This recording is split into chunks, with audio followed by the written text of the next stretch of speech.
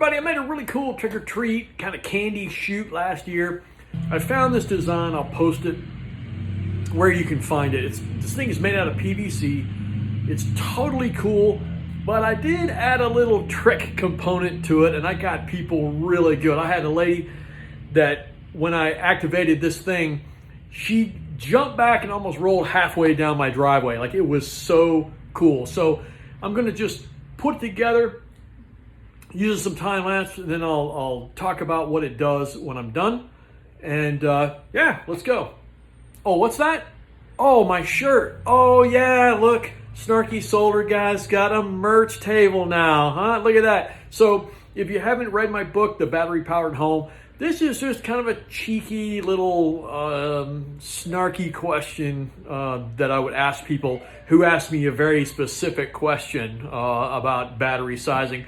But that's another video. I just want to kind of show it off because, man, it feels so good. It's all premium. I got all kinds of cool merch on there. I'll put a link to that too. But hey, let's get going this candy chute.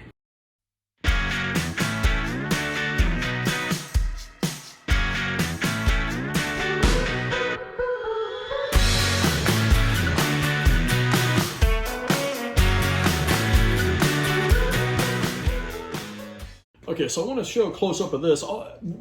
There's a hole right here for the air compressor nozzle, okay? But you're not going to have enough air pressure in this. This is 3-inch PVC. You're not going to have enough pressure to actually shoot the candy out, okay? That's not what it's for. It's there just to make noise. And believe me, it will scare people. I do want to give a shout-out to Wicked Makers. This is where I got the design from, right there. Incredible instructions, really awesome people. They do a lot of really cool DIY stuff, and this is where I got this idea.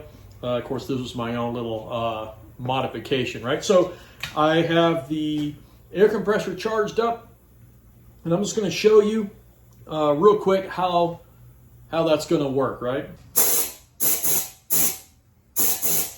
Okay, and if they're not expecting that, it's going to be a good trick.